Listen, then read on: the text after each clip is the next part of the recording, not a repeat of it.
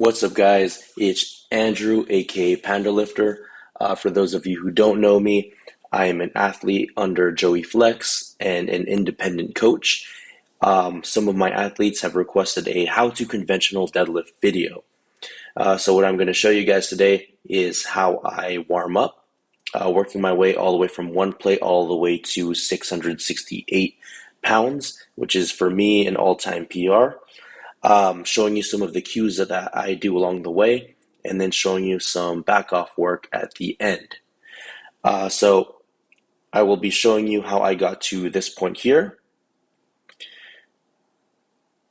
which is a big grinder, but all-time PR with not too much form breakdown. So my big four things are positioning, positioning, bracing, tension, and finally execution. So I'm going to go through all of my lifts, all of my warm-ups to show you how I approach the deadlift, and hopefully you can take some of these cues and have it benefit your own deadlift to make it more efficient. So first things first was positioning, and that starts with foot placement. So for me, I like to keep my distance from the bar about mid-foot, shoulder width apart. Too close to the bar and you're going to end up stiff legging the deadlift up, and you won't really get as much leg involved, as much quad involved as you could have. And too far away from the bar and you're going to have a huge mechanical disadvantage because you're going to have a huge amount of torque produced on your body that you'll have to counteract, and the weights can be far from you, so you're going to end up having to bring it close to you anyways when you lock out. So you want the bar to pretty much be right up against your shins the whole time, right up against your body the whole time. If you go too narrow, your glutes will fight you on the lockout. If you go too wide, it's going to interfere with your arm placement. If you are a sumo puller, I'll have a different video for that in the future, but there is a way to position yourself so that you don't end up, so you reduce the amount of friction between your hands and your thighs, but that will be talked about in a different video. Toe angle for me is straight.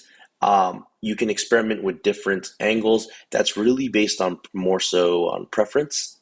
Balance-wise, I like to keep an even balance between the balls of my feet and my heels. So that being the portion right below your toes and your heels, of course. Toes are active. They're almost gripping the ground. That way you have a stable footing to produce as much force as possible and place that into the ground. If I didn't mention it earlier, everything is you want to try and center everything. So the bar is actually bisecting your front half and back half of your foot pretty evenly. From this video perspective, it looks like it's above the balls of my feet, but it is actually mid-foot for me, just for reference. So here I'll do a technique where I bend my shins so that I know exactly how far I am from the bar so that I can have a very consistent setup, because we train our singles, we train our PRs, we train our warm-ups all the same so that we can have the most efficient, consistent lift as possible. So here I'm moving on to 70 kilos. You'll see me find my foot positioning. I like to try and get everything as perfect as possible, even when the weight on the bar is very minimal relative to my max. I am putting my shins into the bar to make sure I'm the correct distance away. Then you're going to see me roll my shoulders back. That's me packing my lats. You want to make sure your lats are nice and tight. That way your upper back stays in position. Everything is connected after all, so if your upper back gives way, it's going to make for a harder lockout at the end. A cue people use is make sure someone can't tickle your armpit or stick a pencil between, or if you stick a pencil between your arm and your lat, it won't fall. That type of thing. Whatever cue you need to get tight. Here I just roll my shoulders back. You'll see me shake a little bit just to get as much tension into my lats as possible. Then moving in from that, I start the Valsalva maneuver, which is a fancy way of saying taking a deep breath and flexing your core to create a stable trunk. Nothing more, nothing less, but it's used in all three of the power lifts. Then you're going to see me reach. So a big issue when people tighten their back is they will actually retract their shoulder blades and almost decrease their range of motion in an attempt to feel really tight. I do the opposite. I tighten my lats and use that to reach towards the bar, and I feel tightness in my back, and I'm not going to deter from that position. So my back is tight and my arms are long, because we don't want something to throw you out of position in the beginning of the lift and then you have to recover from it at midway through the lift or at the end of the lift. Next up, you're going to see me reach. Here is where I build tension. And to have an idea of how much tension I'm building, you'll actually see that where I try and tighten my back or pull some slack out of the bar already comes out off the ground. And that's with 154 pounds on the bar. Then I execute. I'll get a little bit more into this on the next video, or on the next reps. Here we have 2 plates on the bar, or 2 reds. This is 264. Same thing. Reach. I drop my hips. Notice how my hips don't shoot up. It's a hinge movement. So by that I mean you don't want to be going so low that you're squatting the bar. You don't want to be keeping your hips so high that you're stiff leg deadlifting the bar. You want to create an action that leverages your whole body so that you're able to perform the deadlift as efficiently as possible, and you hinge the bar up rather than just squatting the bar up and locking out or just stiff leg deadlifting. This is going to use the most amount of muscle and allow you to lift the most amount of weight possible. As an added note, if your hips are shooting up and then the bar's breaking the ground at a certain point, that's the point where you should start your deadlift, because that's where your body's finding it is the most efficient to start. So moving on, I'm going to talk about tension.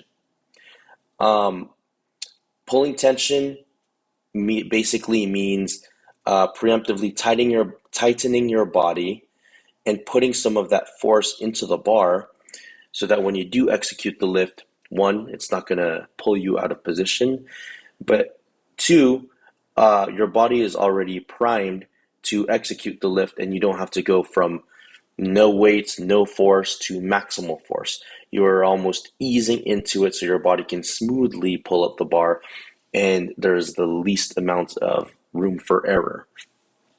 So here I threw my belt on with 3 plates, 374. Once I find my foot positioning, I like to tighten my belt. You'll see me pack my lats, take my breath or Valsalva maneuver, reach while keeping my back tight. Here you're going to see the bar bend up twice. So once here where I make sure there's tension into the bar. I feel it in my traps, my arms, everything's locked out. And then even more tension is applied. Once I drop my hips, you can see the bar go up even more. My eye positioning is looking forward, not straight down. I don't like looking straight up. I would prefer if you look up rather than down, but here I have almost a neutral head. Once I begin executing the lift, I look up. I don't lose any tension, and I lock out hard, shoulders back, glutes fully engaged, knees locked. A quick talk on hook grip versus mixed grip versus straps. Everything has the pros and cons. Hook is going to give you a longer reach, which means you're going to have your torso more upright, which means your back is going to have to exert less force. But this can sometimes be inconsistent since you are, after all, executing a more technical lift. But it is possible to hold more for some people if done properly. So if you have long fingers, long thumbs, you might be able to execute hook grip pretty well, but it will be painful always, and it's going to take some practice. Mixed grip, there's 2 ways of doing it. There is a palm grip and a fingertip grip. So palm grip, you're basically going to be holding the bar in the middle of your palm. It's going to be very strong, very consistent. Your range of motion is going to be a little bit longer than hook grip or a finger grip, mixed grip. but it's going to be very consistent. If you have trouble dropping the bar, it's going to give you a little bit extra grip. I've never had grip problems, and I personally use a palm grip. And finger grip is when you are holding the bar lower than the knuckles. So it's a mixed grip, but you're basically holding the bar in your fingers. This is going to decrease your range of motion. Similar to hook grip, your body's going to be more upright. You'll have better positioning, but there are much greater demands on grip. So now we're on to execution. You're going to see me make sure I'm in the correct positioning. I'll tighten my belt. Next, you're going to see me tighten my lats. I'll brace properly. I'll execute the Valsalva maneuver. So you'll see that here.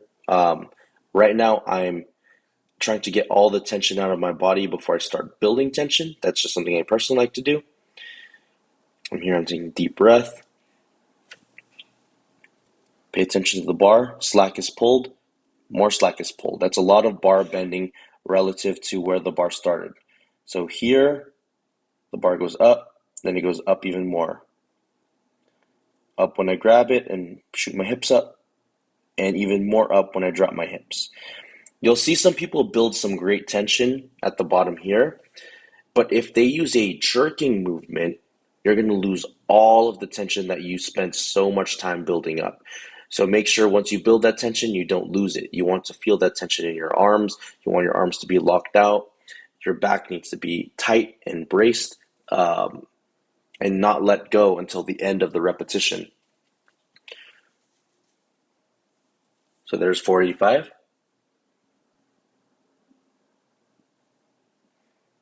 Here we're moving on to 270 keys, which is 596 pounds. This is my second to last warm up. I'll talk about some other cues as I go on and we watch this video. I mentioned head positioning earlier. Looking down, not so great. It's going to make your lockout hard for some people because your upper back will round as you're trying to lock out, and you're going to have to fight that at the lockout. Looking up is good. I like to keep a neutral head and look up as I'm deadlifting. That way my neck is never strained. Some people like to look straight up. If that works for you, that works for you. I've seen some very strong lifters cue looking straight up. Some of them conventional pullers, some of them sumo lifters. So not much of an issue there. Ramping, that's where you basically rest the bar on your quads and try and pull the bar up your quads in a manner where your quads are supporting the bar. Trying to avoid that as well. And lastly, make sure your lockout is strong. Your shoulders are back, your knees are straight, and your glutes are engaged. Here's my 630 pull. Notice that my back doesn't round that much. I'm aiming to execute all of my warm-ups in the manner that I'm going to execute the single, which means that you're going to see me very, very little from my warm-ups, even on these top reps.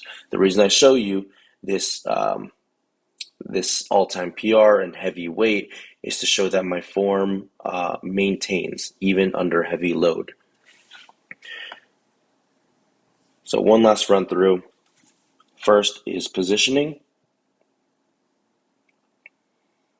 Getting tight, get my distance from the bar correct. And once I'm standing, now I can tighten my belt. Since the bar's not moving, I'm not moving. I have all the time I need, but I want to make sure my belt is on. I'm getting loose here. Because it's a PR, I'm trying to get in my zone, get focused.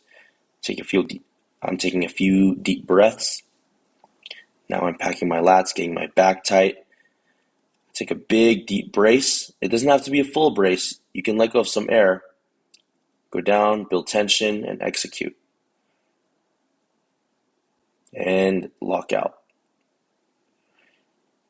In a competition environment, make sure when you wait for the down command, you bring the bar all the way down.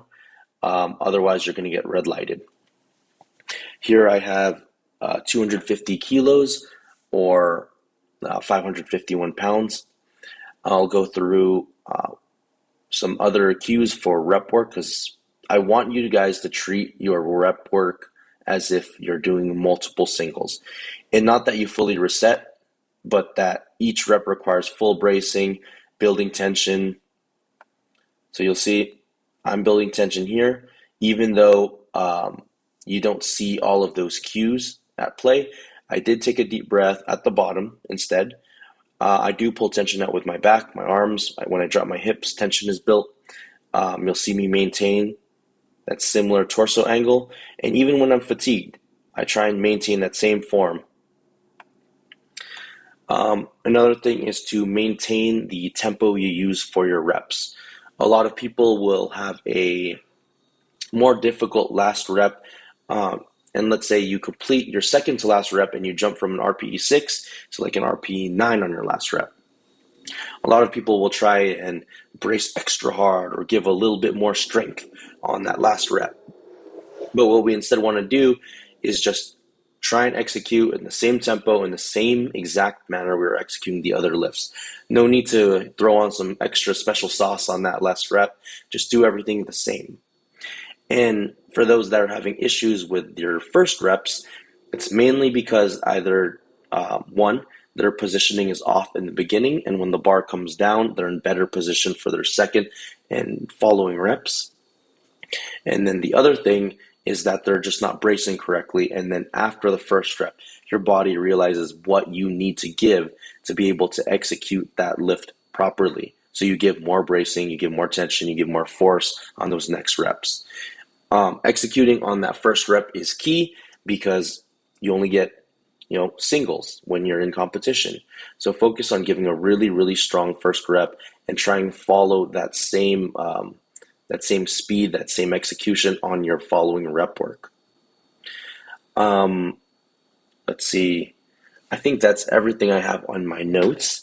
If you have any questions, if you're my athlete, we're in close touch anyways, so just feel free to reach out to me.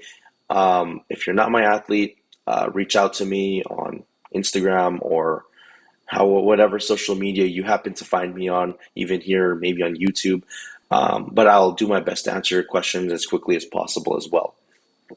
Thank you so much for listening, guys. Hopefully these tips help you out.